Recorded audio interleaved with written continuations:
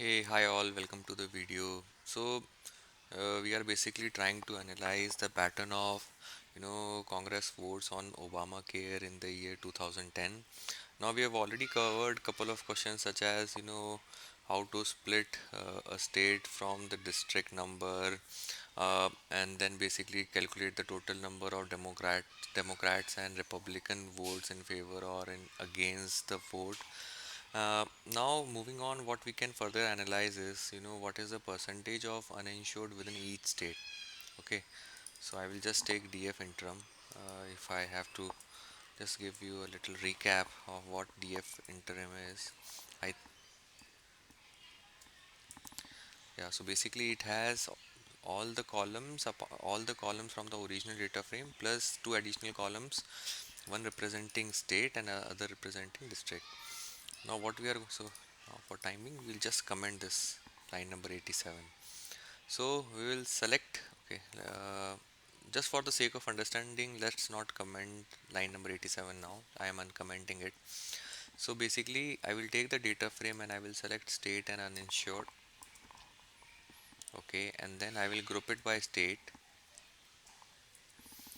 Once I group it by state, I want to know what is the average or mean uninsured percentage within each state. So I can do that by using a summarize followed by a group statement. So since we have taken the first few records which represents Alabama, so the summary is only with respect to Alabama. And then if we basically arrange it descending on the average uninsured, we'll get the descending order of states with the highest uninsured percentage. I have also calculated the rank. So basically this represents the position of the state with respect to uninsured percentage. Now we can just remove the line number 87 or comment it out and see and apply the logic for all the states. Now you can see so basically Texas is the one with the highest uninsured followed by Florida. So we'll just save it in DF uninsured for now. So this basically gives us the ranking of various states with respect to their uninsured percentage. We'll try to collate everything back so that there is a seamless story at the end of the analysis. Now, so basically, we we we did split the states and we did split the state and district into two separate columns, which is basically state and district. Now within each state, I also want to look at what are the total number of district or the count of total district.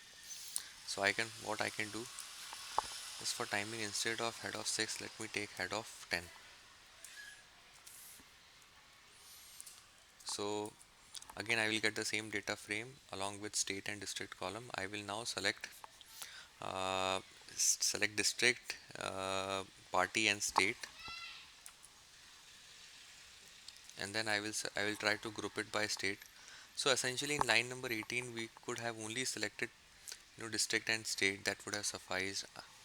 I think this would be useful for some other analysis. I think the subsequent analysis would use that.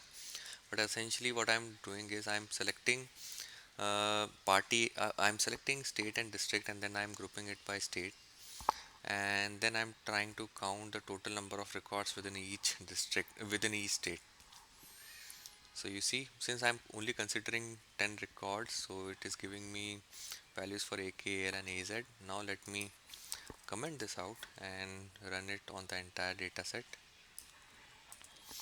So you see, so basically we get the districts for all the states that are there in the data set. Now, now what? Now we know the state, we know the district. Now out of these districts, how many of them voted in favor of the bill? So how we can do that? Again, we will have our intermediate interim data frame. Then I will select part district. Sorry, basically the columns that need to go into my selection is state, district, party, and favorable votes. So this gives the entire data set, and then I need to filter for votes in favor of the bill. Okay, and then I want to group it by state and favorable votes combination. Okay, now basically what we have here is, this is the state I mean, we could have basically rearranged it, but still it doesn't take anything away from the data frame that is presented here.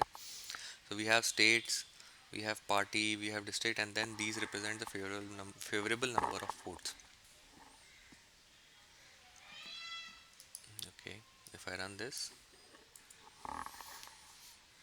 so now what I'm basically trying to do is, let me again recap. So if I group it, so this basically gives me state-wise districts with the party representation, as well as whether it voted in favor or it voted against. Now I want to summarize for each state what is the favorable number of votes.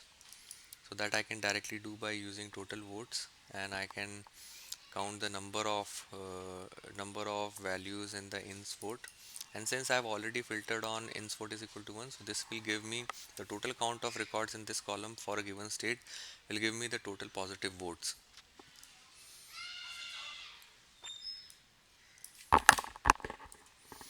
So you see, I have a state, and basically I have the ins vote, insurance votes in favor, and then I have the total votes.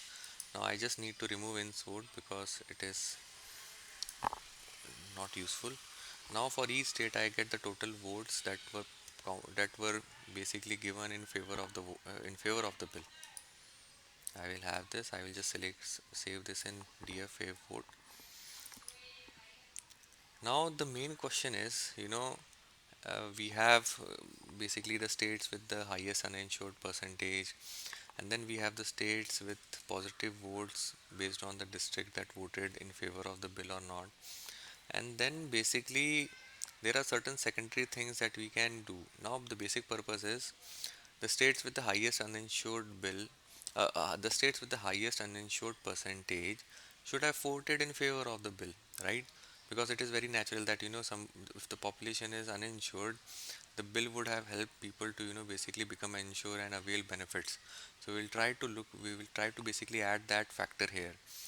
And again, if you look at the data set, this auxiliary or secondary information around state, district, and population was not given. If you look at some of the states such as Texas and Florida, these are the most populous states, and uninsured percentage, absolute number wise, these would be very high in comparison to any other state. So the thing is, they should have basically voted in favor of the bill.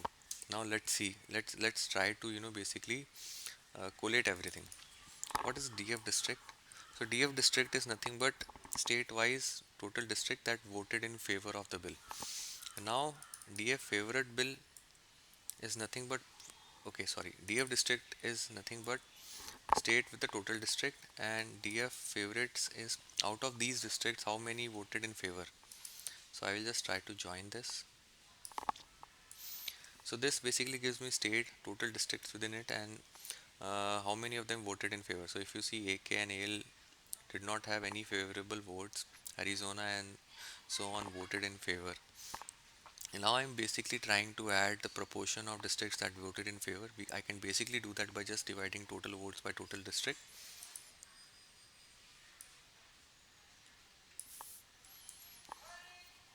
And then I was basically will arrange it descending on the total districts and total votes.